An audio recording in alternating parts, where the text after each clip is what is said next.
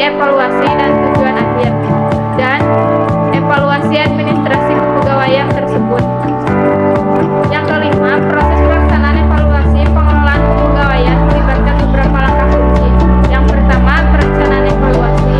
Yang kedua, persiapan data. Yang ketiga, implementasi evaluasi. Yang keempat, analisis data. Yang kelima, umpan balik dan komunikasi. Yang keenam, implementasi perbaikan. Yang ketujuh, pemantauan dan evaluasi lanjutan.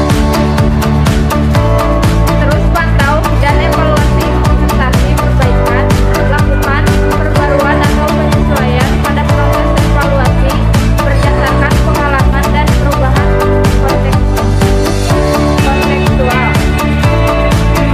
Proses ini membantu memastikan bahwa pengelolaan kepegawaian terus berkembang dan memenuhi kebutuhan organisasi serta standar yang berlaku.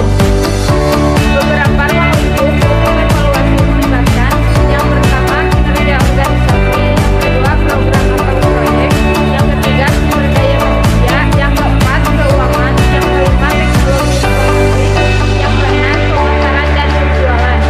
Evaluasi dilakukan untuk memahami, meningkatkan, dan memastikan keselarasan dengan tujuan organisasi atau inisiatif tertentu. Yang ketujuh, teknik penyusunan laporan pengelolaan administrasi kepegawaian melibatkan beberapa langkah. 1.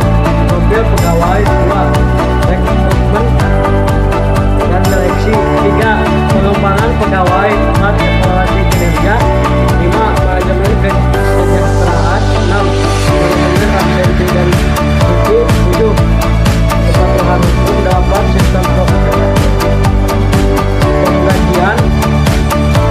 9. Pengelolaan database pegawai. 10. Keterangan dan rekomendasi. Pengambilan laporan. Laporan adalah dokumen tertulis yang berisi informasi atau hasil pengamatan, penelitian, dan kegiatan lainnya. Yang kedua ialah tujuan laporan. Tujuan laporan adalah menyampaikan data atau fakta secara sistematis untuk memberikan pemahaman atau mendukung pengambilan keputusan. Tujuan laporan bervariasi tergantung pada konteksnya. Namun secara umum, tujuan laporan adalah: yang pertama, memberikan informasi; yang kedua, mendukung keputusan; yang ketiga, memantau dan evaluasi; yang keempat, berbagi pengetahuan.